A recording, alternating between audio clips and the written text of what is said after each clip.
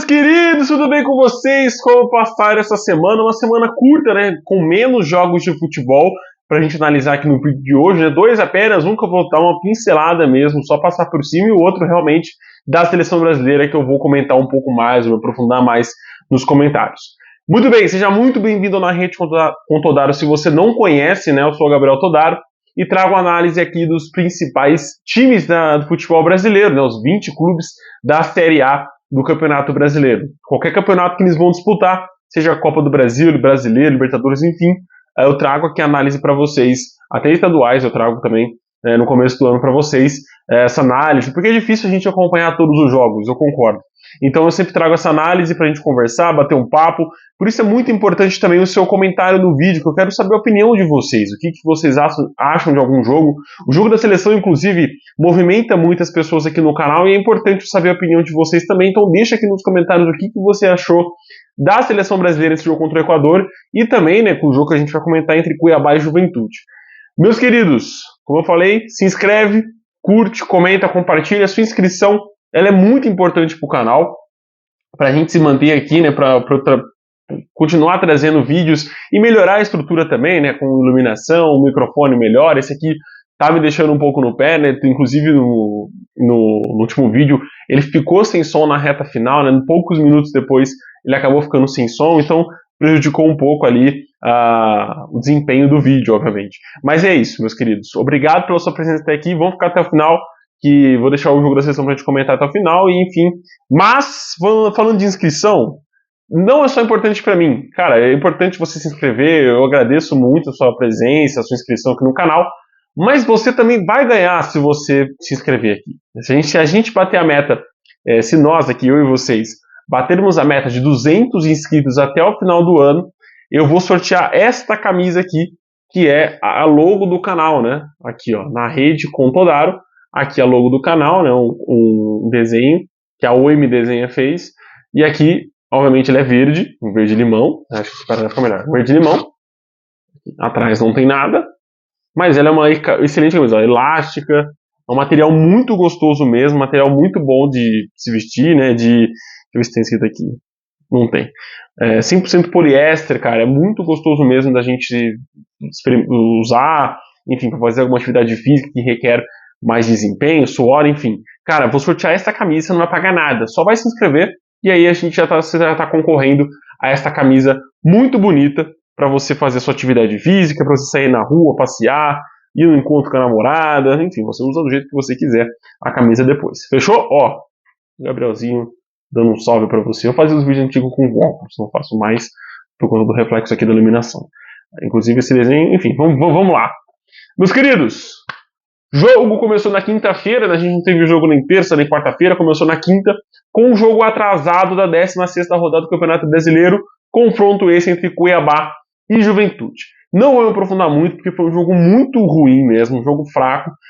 Teve apenas no final do jogo mais um erro de arbitragem, né? A gente está falando consecutivamente de erros absurdos e grotescos da arbitragem, e dessa vez, né, o árbitro ele marcou penalidade, só que no lance saiu o gol do Cuiabá, né, no rebote, o jogador do Cuiabá chuta, a bola bate na barriga, mão ali, mas bate primeiro na barriga, depois toca no braço do jogador do Juventude, sobra pro Lucas Fernandes, se eu não me engano, que ele finaliza e consegue fazer o gol, que ia dando a vitória, obviamente ia dar a vitória ao Cuiabá no jogo, uma vitória muito importante para o time, né, que tem um jogo a menos, ia somar pontos e nessa briga contra o Z4, você somar pontos de vitória é muito importante, e o Cuiabá não consegue fazer, e aí, enfim, não fez o gol, o árbitro, porém, marcou o pênalti, então não tem vantagem no pênalti, marcou penalidade e tal, fez ali a contagem, só que o VAR chamou, por conta desse toque na barriga, depois o toque da mão. Como não é um toque direto no braço, o árbitro foi no vídeo e anulou a penalidade, consequentemente anulando o gol do Cuiabá, que iria ser como bate na barriga, ia ser uma vantagem normal, um rebote mesmo de um chute, só que o árbitro errou de marcar a penalidade no lance, cara, muito visível que não pegou na mão, pegou realmente na barriga e o cara estava muito bem marcado. Enfim, né, um erro grotesco da arbitragem que tirou 2 pontos importantes do Cuiabá nesse jogo. Mas, cara, sendo sincero, foi um jogo tão porco, mas tão ruim de se assistir, que o árbitro tava já de saco cheio já, tava ansioso para marcar um gol, eu acho, que acabou dando essa penalidade, mas enfim, infelizmente pro Cuiabá é um resultado ruim, mas pro Juventude é um resultado melhor, porque o empate fora de casa, a equipe, enfim, consegue pontuar e aí somar pontinhos aí nessa briga. O Juventude não tem mais jogos atrasados, então já tem 25 pontos, assim como o Corinthians e Vitória, e nesse bolo da parte de baixo a gente já começa a ver definições de classificação. Na rodada do domingo que vem, a gente ainda vai ter um jogo, acho que semana que vem, de rodada atrasada na Copa do Brasil. Aí eu trago de novo uma análise com esses jogos que estão acontecendo. Mas, cara, infelizmente é um ponto que o Juventude deixa pelo caminho. Não acho que o Juventude vá brigar para cair, mas está com pontuação muito ali beirando o Z4 realmente. Era uma vitória importante, eu acho que o Juventude poderia ter conquistado contra o Cuiabá, jogando na Arena Pantanal. Mas é isso, meus queridos. Vamos falar então pelo que realmente interessa, pelo que vocês estão aqui, que é Brasil e Equador, né? O primeiro jogo dessa semana de eliminatórias da seleção brasileira. O jogo aconteceu no Couto Pereira, né? Fazia muito tempo que a seleção não jogava no Couto Pereira, não tem essa informação agora. Mas o Brasil jogou exatamente 2 meses após a eliminação para o Uruguai na Copa América, né? O jogo contra o Uruguai foi no dia 6/7, né, de julho, 6 de julho, e agora o Brasil joga no dia 6/9 contra o Equador no Couto Pereira. Teve muita evolução, você pode estar perguntando para mim, do Brasil contra o Uruguai, esse Brasil contra o Equador. Cara, sendo bem sincero para vocês, até teve, mas eu acho que por muito espaço que o Equador deu ao Brasil no primeiro tempo. O Equador não teve nenhuma grande chance para se marcar ao longo do jogo, né? Teve apenas no primeiro tempo que o Alisson foi muito bem e o Gabriel Magalhães foi melhor ainda no rebote, né? Que conseguiu tirar em cima da linha. Mas, cara, foi um jogo muito morno, muito aquém da seleção brasileira. Muito por conta do técnico, tá? E aí eu quero trazer fazer uma opinião aqui com vocês. O Brasil jogou no mesmo dia ou no dia anterior, enfim, dia depois, do jogo que a gente teve pela Nations League, né, na UEFA, na Europa, entre a seleção francesa contra a Itália. A França saiu ganhando logo no comecinho com uma bobeira da seleção italiana por 1-0. O jogo foi no Parque des Princes, no Parque dos Príncipes, na França, em Paris. E aí a seleção da Itália reagiu no primeiro tempo, mas foi um jogaço de bola, com as duas seleções criando bastante. O Donnarumma, goleiro da Itália, fazendo grandes defesas. Vocês sabem que eu gosto muito da Itália, né? Vocês de longa data. E o Brasil, e a Itália conseguiu, né, criar e envolver também a seleção francesa ao longo do jogo. Mas a seleção francesa o tempo todo também levando perigo no primeiro tempo. O primeiro gol da Itália, né, foi um golaço, né, uma jogada muito bem trabalhada entre a seleção e tal. Enfim, a Itália ganhou de virada por 3-1. Os dois outros gols saíram no segundo tempo. Mas eu sei que percorri um caminho gigantesco para chegar até a minha opinião. Mas muita gente está reclamando que a seleção brasileira não tem grandes craques em grandes times, né? Até tem, né? O Vinícius Júnior no Real Madrid, o Rodrigo que fez o gol, inclusive, é do Real Madrid, Endrick, enfim, a gente pode listar aqui o Marquinhos, que está há muito tempo lá no Paris, o Alisson no Liverpool. Enfim, tem sim grandes atletas em grandes times, não são todos, é verdade. A maioria está em times mais classe B ali, uma classe A, só que nem tanto. O caso, por exemplo, do Martinelli, que está no Arsenal, mas não foi convocado. Enfim, a gente pode listar aqui jogadores do futebol brasileiro que estão em times classe A, como Flamengo, Palmeiras e etc. O Lucas também, que está no São Paulo. Mas, meus queridos, a seleção italiana, eu vou passar aqui bem rápido. Os goleiros, um do Paris Saint-Germain, um do Napoli e um do Tottenham.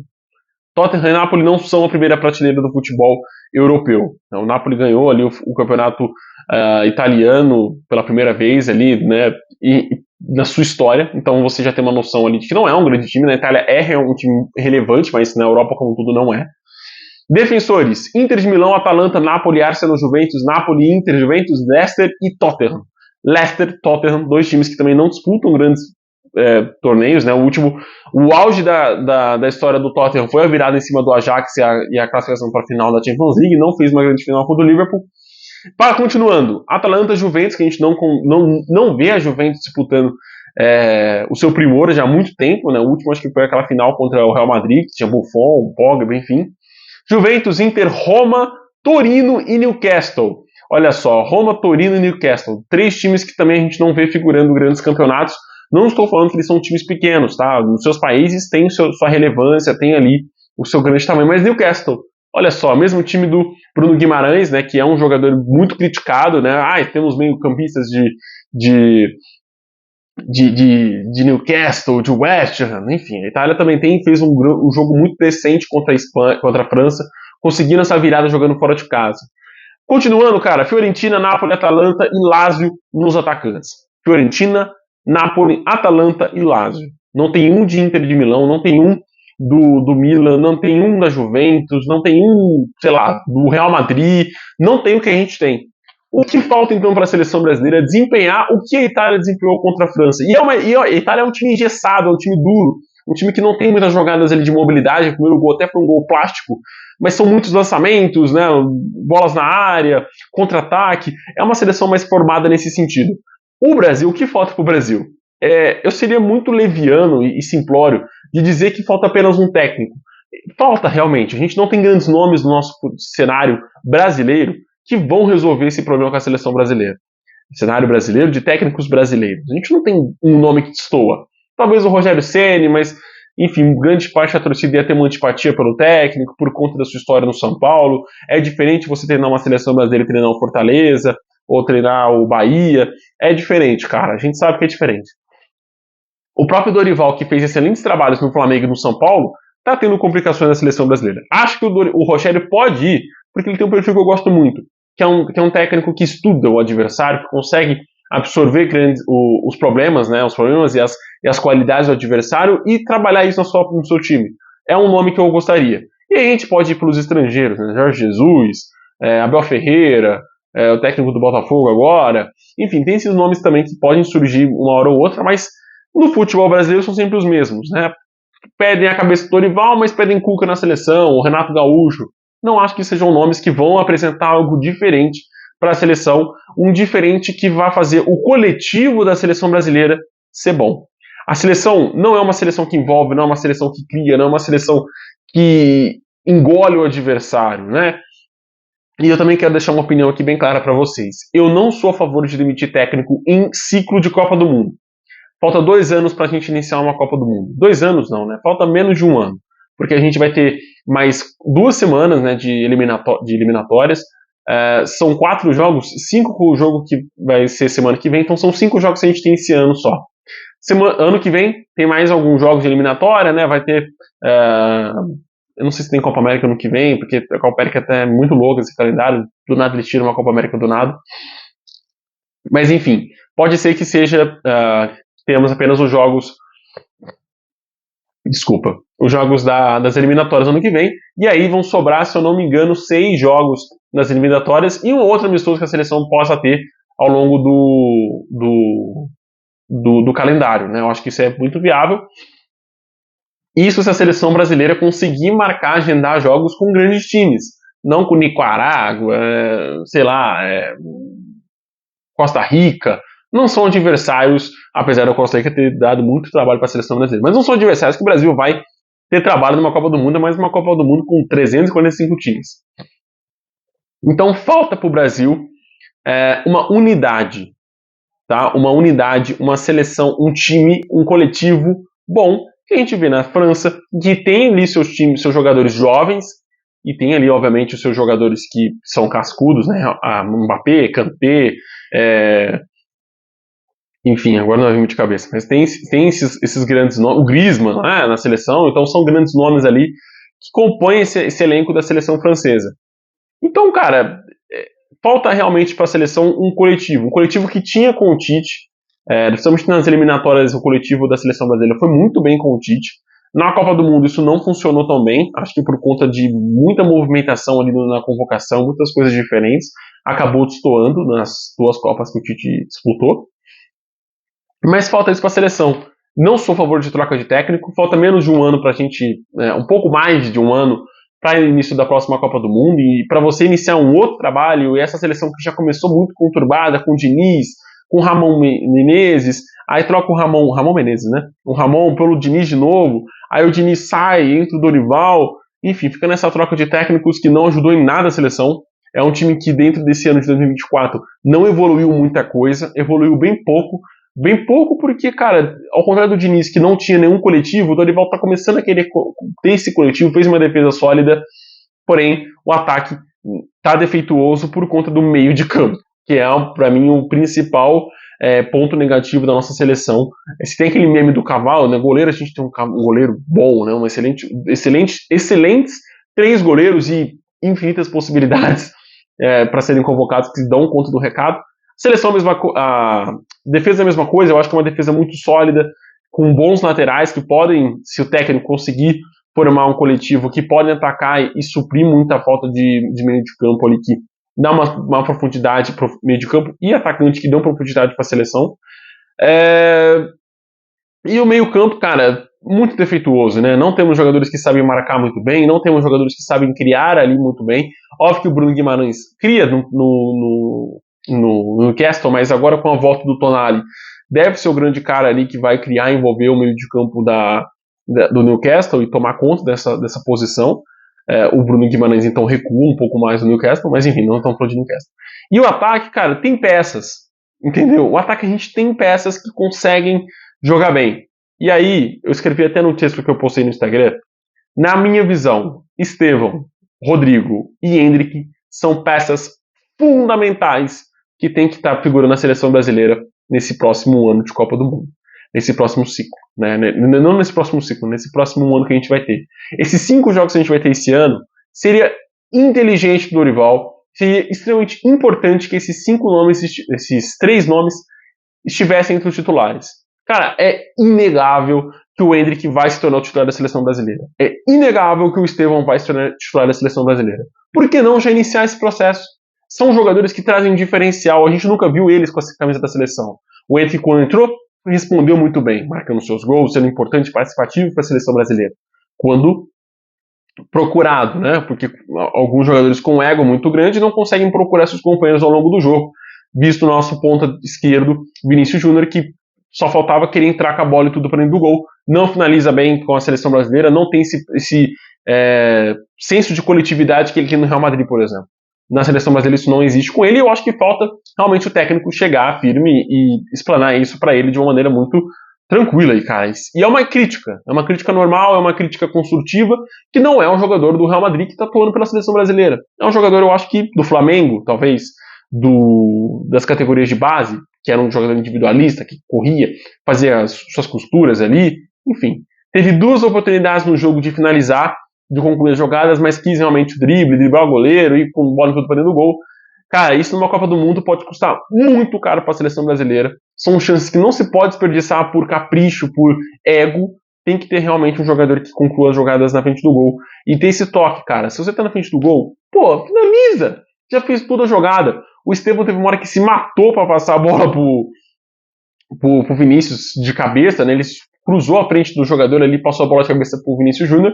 E aí ele tentou driblar o goleiro, passar ali pra linha de fundo, perdeu o ângulo, chutou a bola pra fora. Então, assim, falta realmente esse senso de, pô, a gente tá numa crise danada. A bola bate na nossa canela e não consegue entrar. Até o gol do Rodrigo até foi, né, desviado ali, bateu na trave, entrou pro gol. Mas a gente tá numa crise danada, cara. Por que não fazer o simples? Por que não fazer o feijão com arroz que o Dorival sempre falou que ele faz, né, nos seus times? Mas é isso. Foi uma vitória importante, porque fazia 4 jogos que a gente não vencia nas eliminatórias. O Brasil chega a 10 pontos, soma 4 pontos de diferença pro 7º colocado, né? Que, se eu não me engano, é o Paraguai. Deixa eu confirmar. Isso, é o Paraguai com 6 pontos, que é o próximo adversário da seleção brasileira. Então, pro Brasil aumentar essa vantagem, vai ter que vencer fora de casa o Paraguai, que não é uma equipe, pô, 7 cabeças ali, não é um dragão de 7 cabeças, muito difícil. O Brasil consegue vencer o Paraguai fora de casa. E aí no próximo ciclo, né, nas últimas 2 semanas que a gente vai ter, que vai ser a última partida do primeiro turno e início do retorno, né? Isso mesmo. O Brasil visita o Chile, perdão. É um jogo que pode ser um pouquinho complicado, mas recebe o Peru em casa. Enfim, fica aí o lá ele para vocês.